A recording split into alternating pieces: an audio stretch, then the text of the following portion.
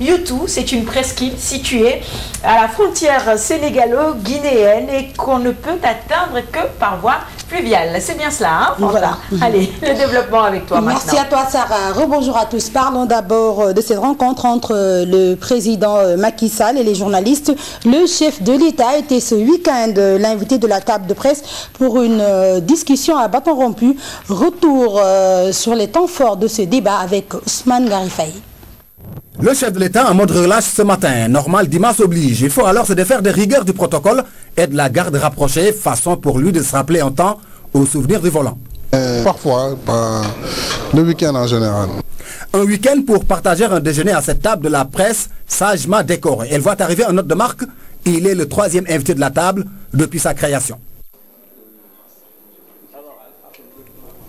Une dizaine de journalistes pris au volet. Ils viennent des différents secteurs des médias. Presse écrite, radio, télévision, presse en ligne, agences de presse, tous pour un échange à bâton rompu avec le chef de l'État. La table de la presse veut, à travers cette organisation, offrir le meilleur visage de la presse sénégalaise. C'est une association dont l'un membre ici présent voudrait la voir entretenir avec les acteurs de la vie politique, de la vie publique en général et de tous ceux qui participent au développement de notre pays dans tous les domaines, des relations saines et de mutuel respect. Élever un débat national qui, par moments, vole bas côté média. Le challenge de la table est à la hauteur des enjeux. Le décor ainsi campé, les premières questions d'actu s'invitent sous forme de débrief. Et c'est le Burkina qui ouvre le débat. Est-ce que vous êtes à un moment ou à un autre solidarisé de Blaise Compaoré? Est-ce que vous l'avez dissuadé de tripatouiller encore la Constitution? Là-dessus, le chef de l'État balaye d'un revers de main et parle d'un débat clos. Heureusement, vous n'avez pas dit que j'ai soutenu le président Blaise Compaoré. Parce que lorsque on donne une information, il faut aller à la source. C'est ça la réaction normale, surtout d'un journaliste. Mais on ne peut pas balancer comme ça dans les médias. Oui, le président Macky Sall soutient Blaise. Sur quelle base on l'a dit? Et mon gouvernement a réagi. Le ministre des Affaires étrangères du Sénégal a réagi. Je l'ai ordonné à donner la vraie réponse qui sied. Donc ce débat, il est clos. Un débat clos sur le Burkina, mais qu'il est moins sur Ebola relativement à la directive CEDEAO. Le chef de l'État se veut clair. Le Sénégal ira dans le sens indiqué par l'instance sous-régionale. Au vu du respect des dispositions de la CEDEAO qui recommande la libre circulation des personnes et des biens, nous serons amenés à réévaluer les mesures de restriction qui ont été faites et qui étaient nécessaires. Une réévaluation donc en vue des mesures. Mais rassure-t-il, le Sénégal ne baissera pas la garde. Le Sénégal va aller dans le sens de la recommandation de la CEDEAO, bien sûr. Il faudra être vigilant à la frontière terrestre et dans la frontière aérienne, ainsi que dans les frontières maritimes, poursuivre notre combat pour, en tout cas, la prévention contre Ebola. Actualité oblige, le sommet de la francophonie s'invite à la table avec en toile de fond la marche prévue du Parti démocratique sénégalais. Allez-vous autoriser ces manifestations en tant que président de la République? Le chef de l'État d'évoquer le respect de la hiérarchie des normes. Nous avons des institutions qui jouent chacune son rôle.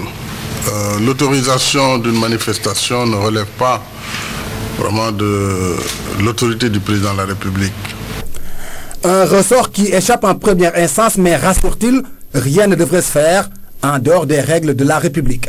Lorsque, à la veille d'un sommet mondial, comme la francophonie, où vous aurez plus de 50 chefs d'État et de gouvernement, plus de 800, voire plus de 1000 journalistes du monde entier qui viendront chez nous, pensez-vous qu'il est possible dans cette phase-là et dans cette période que nous soyons là en train de gérer des manifestations politiciennes? Je ne le pense pas. Belle transition pour embrayer sur les questions économiques. Entre efforts déjà consentis pour résorber le déficit budgétaire et questions sociales, le chef de l'État refuse de parler austérité. Nous ne sommes pas dans le schéma que vous avez décrit. Pas du tout alors. Parce que lorsque j'ai prêté serment, le déficit était ce jour-là à 7,2%.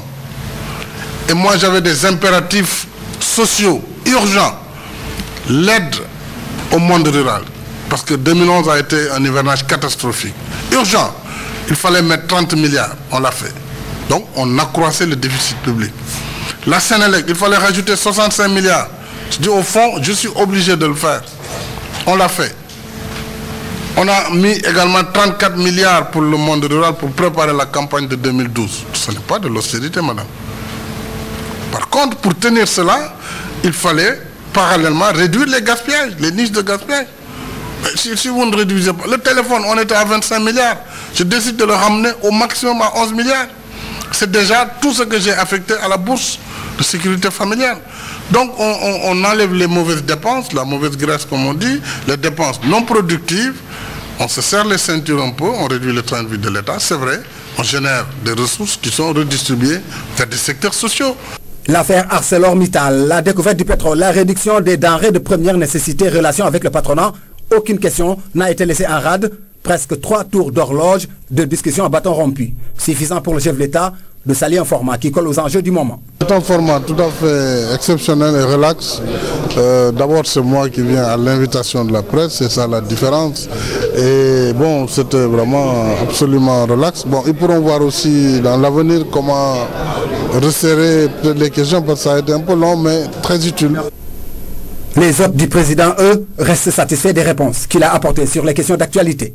Le président a accepté le format, a joué le jeu et nous nous félicitons qu'il soit venu. Et surtout, on a eu des éléments assez précis sur le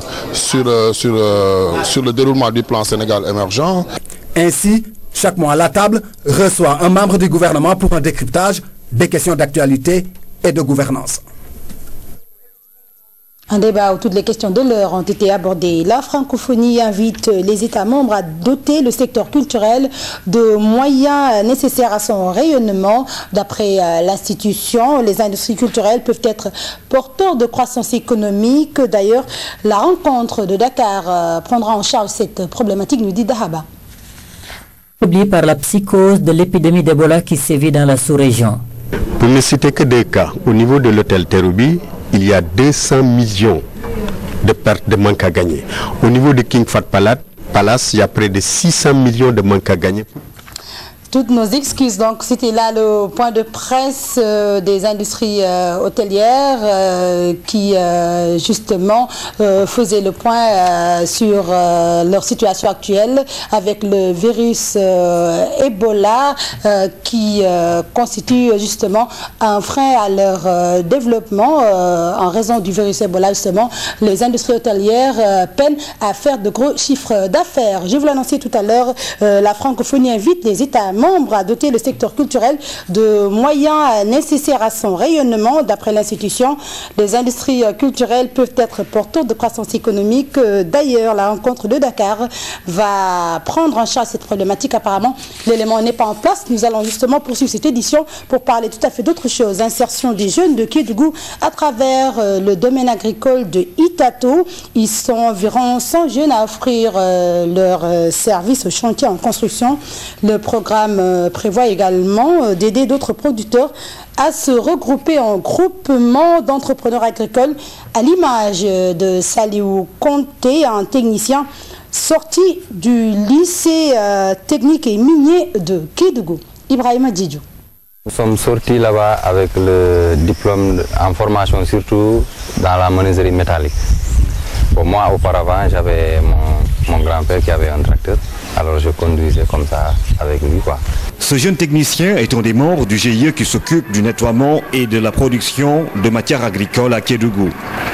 Sur le site de Itato, ils assurent le labourage, aménagent les espaces pour le maraîchage et la fabrication des outils, conçoivent certains matériaux et gèrent également le matériel agricole.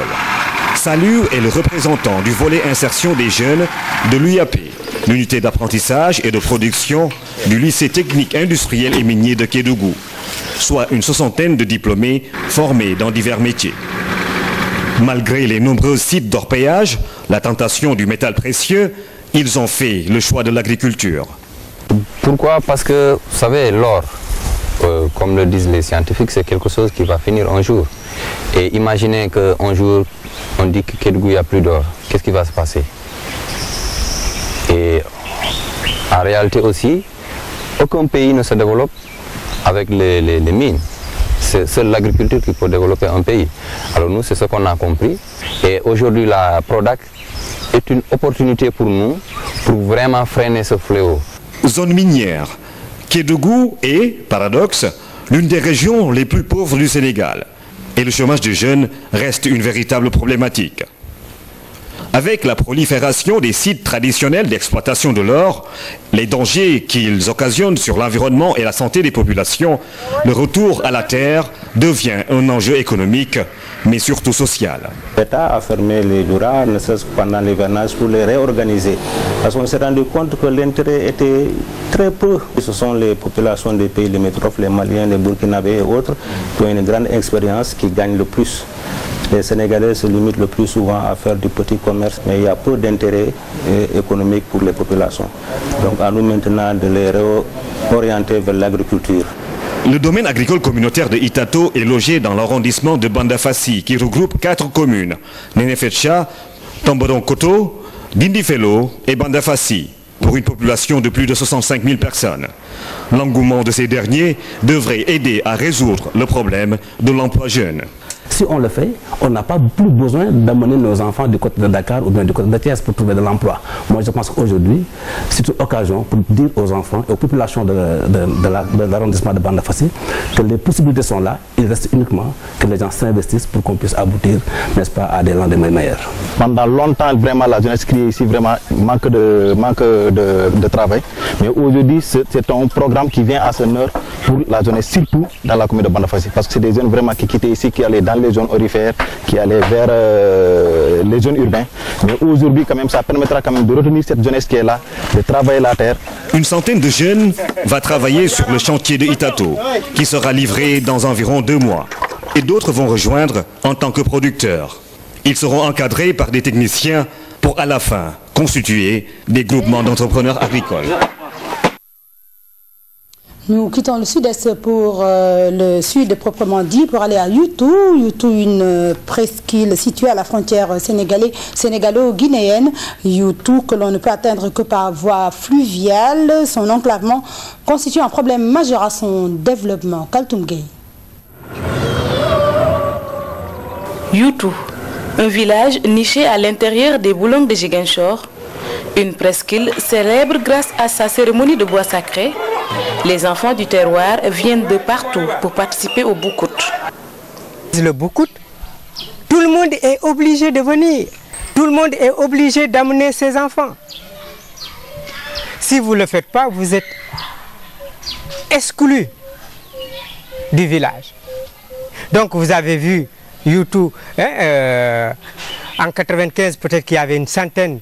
95, il y avait une centaine de personnes, mais là, que vous soyez en Guinée-Bissau, à Dakar, en France, aux États-Unis, Dieu sait qu'on a eu des gens qui sont venus des États-Unis, partout où que vous soyez, pendant le Boukout, vous êtes obligé de revenir et de faire comme tout le monde. Cette célébrité cache pas mal de difficultés. En premier lieu, on peut noter l'enclavement de Youtou.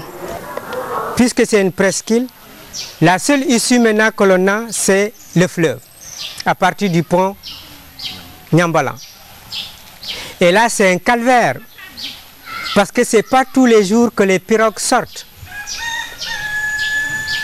Donc on a 2 pirogues qui font 4 rotations dans la semaine. Donc imaginez en cas d'urgence, la maternité à côté, si on devrait évacuer justement une femme. Est-ce qu'il faut attendre la rotation, le jour de la rotation pour le faire? Donc c'est tout le problème de Youtou, le problème de l'enclavement. Grand par le nom, ce village, comme beaucoup de localités dans cette zone, rencontre d'énormes problèmes. En plus de l'enclavement, l'accès à l'eau potable est un casse-tête pour les populations. Il est aujourd'hui noté que la nappe souterraine est presque suffisamment envahi par la langue salée. Donc ce qui fait qu'il n'y a que quelques puits au niveau du village vers lesquels les femmes affluent pour chercher de l'eau potable. Ça c'est donc une difficulté que nous notons par rapport à l'eau potable. Ici, évacuer un malade est un luxe. À cause du manque de moyens de transport adéquats, les malades n'arrivent pas à temps souvent pour être évacués. La santé, il faut le dire, parce que nous sommes un village frontalier avec la Guinée-Bissau Donc en plus des villages voisins, Efok, Kagit, qui viennent donc se soigner ici, il y a les villages de la Guinée-Bissau, les ressortissants de la Guinée-Bissau qui viennent se soigner à Youtou. Malheureusement, les infrastructures sanitaires ne sont pas bien équipées.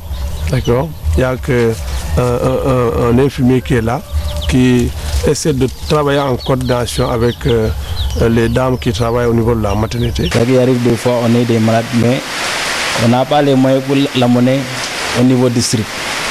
Des fois, on loue la pirogue, pour que, sinon la malade lui-même loue la pirogue pour la monnaie au niveau centre de santé. Autant de difficultés qui poussent les populations à lancer un appel. Il y a suffisamment de difficultés dans ce village de Youtou qui font que nous lançons un appel pour un soutien, parce que vous avez tous constaté la démographie qui s'est donc matérialisée à l'occasion de cet événement-là, avec autant d'initiés, autant de monde. Il faut donc, pour qui il faut en fait améliorer les conditions de vie. Donc Youtou a vraiment besoin d'un soutien. Youtou, un endroit où il fait bon vivre à cause de son emplacement, mais l'enclavement et les autres difficultés que rencontrent les populations gâchent tout son charme. Sport à présent avec le tournoi de montée en première division de handball. L'équipe de Tivaouane retrouve l'élite après avoir battu celle de Sédhiou sur la marque de 33-20.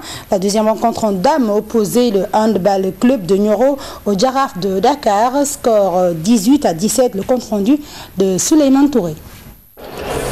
La première rencontre a opposé l'équipe de Tivaouane en jaune à celle de Sédhiou en bleu. Tivaouane retrouve l'élite du handball après avoir battu l'équipe de Sédhiou 33 contre 26. Ceci est le fruit d'un long processus de travail, parce que ça fait 4 ans qu'on y travaille, rien que pour monter l'équipe masculine en première division. Les gosses ont beaucoup travaillé durant ces temps-ci, mais malheureusement pour nous, ils n'ont pas démérité. Tivaouane était plus fort que nous. Je leur souhaite bonne chance. La deuxième rencontre en dames, le handball club de Nioro en rouge s'est imposé devant le Giraffe de Dakar sur la marque de 18-17. Nous avons renforcé la défense et remonté notre système individuel. Nous avons pris les joueuses en individuel et monté sur eux en 9 et redescendu en 6. Cela veut dire système V. On a vécu des moments très difficiles. Le président et son équipe nous ont soutenus. Le grand Giraffe ne nous a pas soutenus. Ils ne nous ont pas donné de ballon. Ils nous ont donné que 900 000 francs durant toute l'année. Et ils ont donné 13 millions pour des œuvres sociales. Alors que la section de handball n'a pas de ballon. Tivaouane et Nioro signent ainsi leur montée en D1 et la fête commence déjà.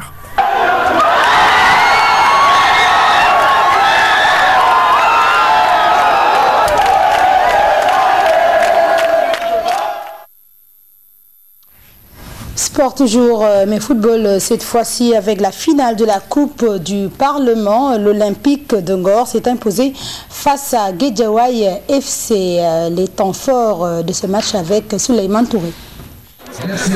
Les Lébous au perchoir, les Olympiens remportent cette Coupe du Parlement aux dépens du Guédiawaye FC. Au terme d'un match palpitant, gagné au tir au but 4-1.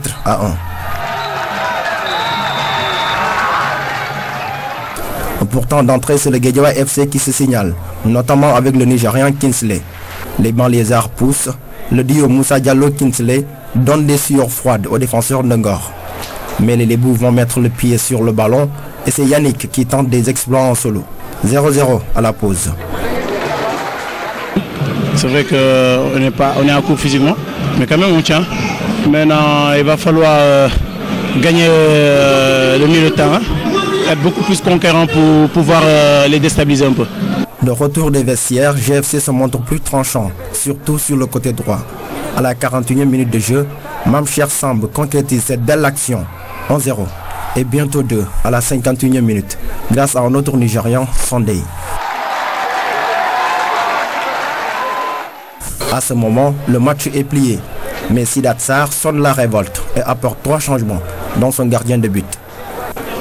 L'Olympique de Ngor se montre déterminé à l'image de sa vedette Yannick. À la 65e minute, le portier du GFC commet un penalty et c'est Yannick qui exécute la sentence. 2-1. Dans les arrêts de jeu, la défense de Guédiawaye FC voyait le match terminé, mais Emmanuel va égaliser dans les ultimes secondes. Un but qui a même échappé aux caméras. Il y a de quoi être déçu, même si on fait dans la résignation.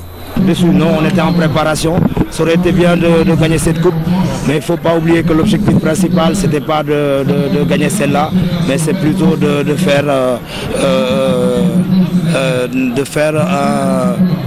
relever le défi de la L1 d'abord. Si vous regardez bien, l'équipe a du caractère.